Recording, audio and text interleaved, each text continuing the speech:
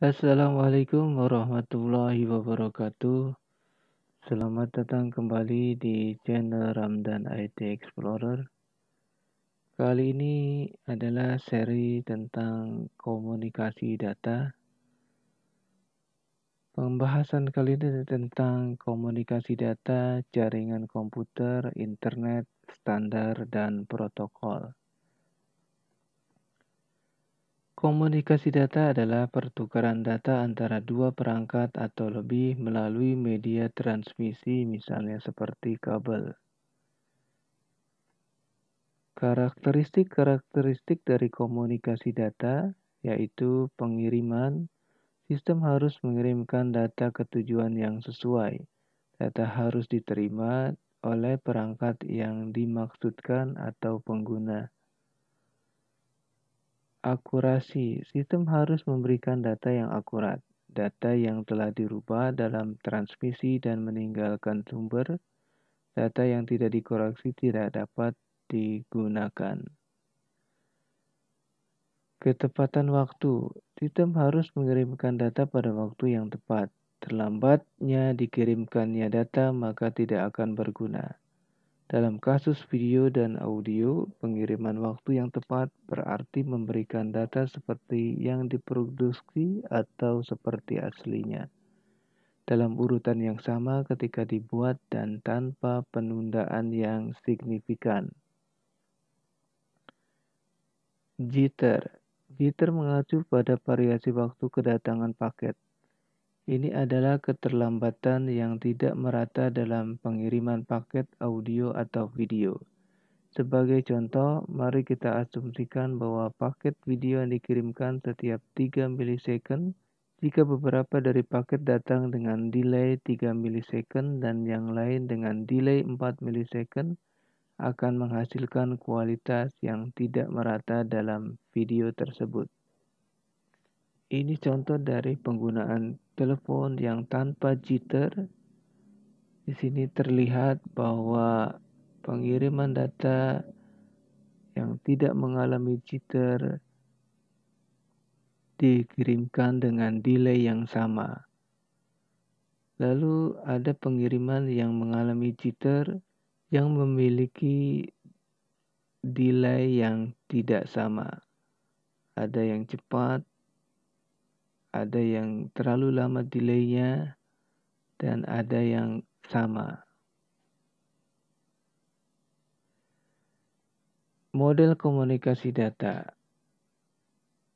Ada simplex satu arah, half duplex dua arah bergantian, full duplex dua arah bisa bersamaan. Simplex itu hanya mengirimkan data satu arah dan tidak sebaliknya. Lalu full duplex mengirimkan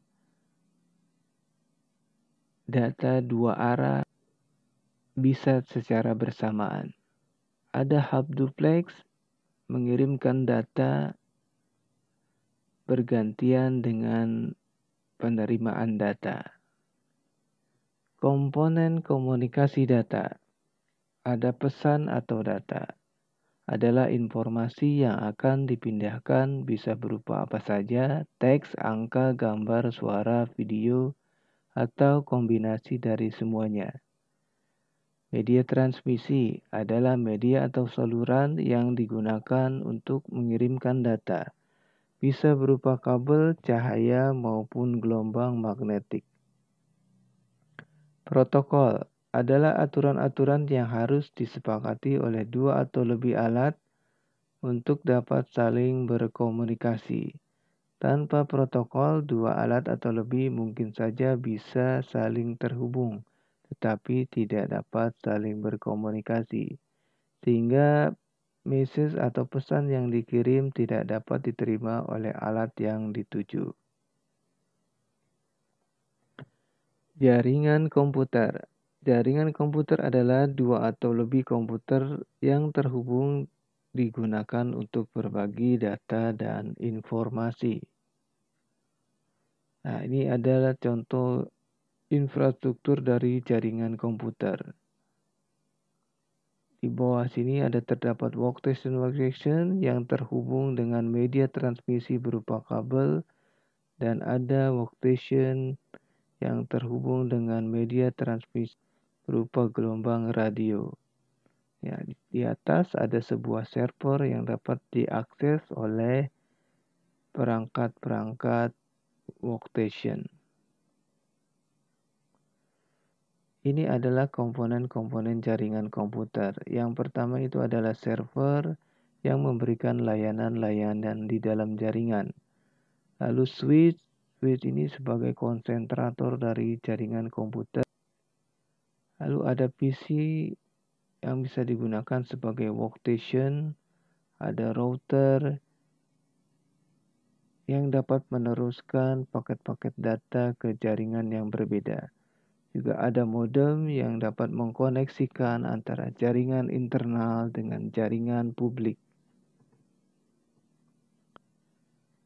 Internet, kepanjangannya adalah Interconnected Network, adalah sebuah sistem komunikasi global yang menghubungkan komputer-komputer dan jaringan-jaringan komputer di seluruh dunia. Di dalam internet ada aplikasi-aplikasi. Beberapa contohnya adalah World Wide Web atau www, email, lalu ada juga transfer file. World Wide Web umumnya dikenal sebagai web, adalah sistem informasi di mana dokumen dan sumber daya web lainnya diidentifikasi oleh URL atau Uniform Resource Locator, seperti example.com. Dapat diakses melalui jaringan internet. Sumber daya web ditransfer melalui Hypertext Transfer Protocol atau HTTP. Dapat diakses oleh pengguna oleh aplikasi perangkat lunak yang disebut browser web. Diterbitkan oleh aplikasi perangkat lunak yang disebut web server. Dibuat oleh seorang ilmuwan Inggris bernama Sir Timothy Berners-Lee pada tahun 1989. Dia menulis web pertama pada tahun 1990 saat bekerja di Stern dekat Jenewa, Swiss. Ini adalah infrastruktur dari jaringan World Wide Web. Sebuah klien atau workstation akan merequest sebuah halaman web melalui web server, lalu web server akan merespon. Bila membutuhkan data dari data server, maka web server akan mengakses data server lalu mengirimkan kembali permintaan kepada klien. Email adalah singkatan dari electronic mail atau dalam bahasa Indonesia disebut surat elektronik, merupakan sarana dalam mengirim surat yang dilakukan melalui media internet. Sebuah klien akan mengirimkan sebuah email melalui SMTP server. SMTP server meneruskan email melalui jaringan internet pada POP atau IMAP server dari penerima. Lalu penerima bisa mendownload email tersebut dari POP atau IMAP server. File Transfer Protocol atau FTP merupakan protokol yang bertugas untuk menjembatani pertukaran informasi di dalam suatu komputer. Jika mengunduh dan mengunggah file, maka semua aktivitas tersebut dapat dilakukan dengan adanya bantuan FTP. Dua hal penting dalam FTP adalah FTP server dan FTP client.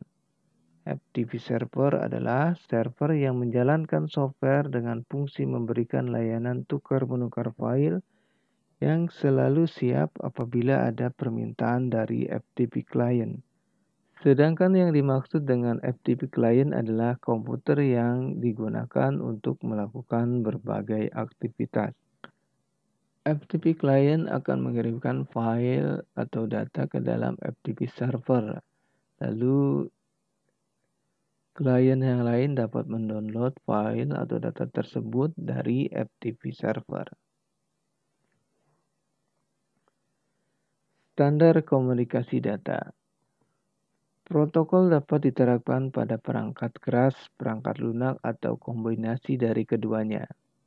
Pada tingkatan yang terendah, protokol mendefinisikan koneksi perangkat keras.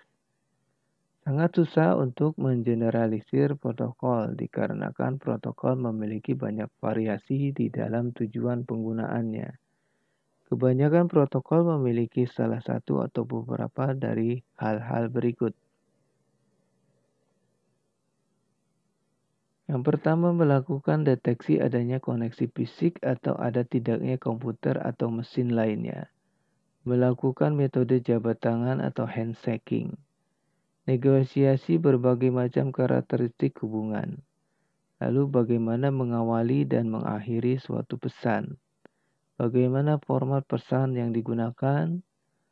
Lalu yang harus dilakukan saat terjadi kerusakan pesan atau pesan yang tidak sempurna. Mendeteksi loss pada hubungan jaringan dan langkah-langkah yang dilakukan selanjutnya. Yang terakhir adalah mengakhiri suatu koneksi. Standarisasi komunikasi data dilakukan oleh banyak lembaga. Beberapa di antaranya adalah OSI, Open System Interconnection, IEEE, Institute of Electrical and Electronic Engineers, Internet Engineering Task Force, IETF, I2R, International Telecommunication Union Radio Communication Sector. OSI, Open System Interconnection, adalah sebuah model arsitektural jaringan yang dikembangkan oleh Badan International Organization for Standardization atau ISO di Eropa pada tahun 1977. Model ini disebut juga dengan model 7 lapis layer OSI, OSI 7 layer model. Sebelum munculnya model referensi OSI, sistem jaringan komputer sangat tergantung kepada pemasok atau vendor. Tidak adanya suatu protokol yang sama membuat banyak perangkat tidak bisa saling berkomunikasi.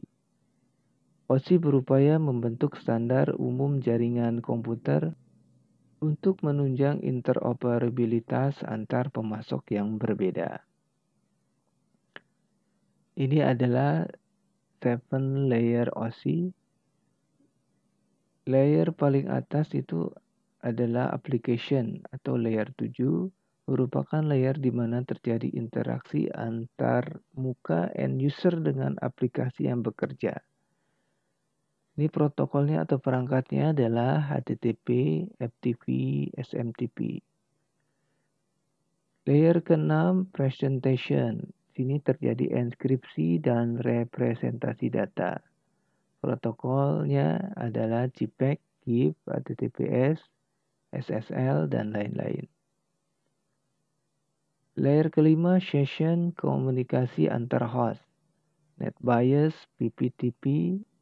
Layer keempat, transportasi data dan reliability data. TCP dan UDP. Layer ketiga, network, memberikan alamat IP dan melakukan routing. Perangkatnya di sini adalah router.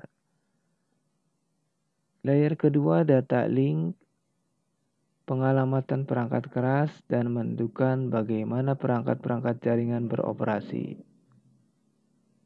Sini ada switch.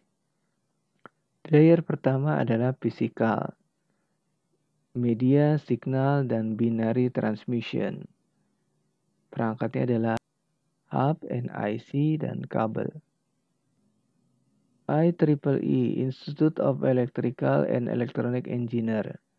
IEEE adalah organisasi nirlaba internasional yang merupakan asosiasi profesional utama untuk peningkatan teknologi.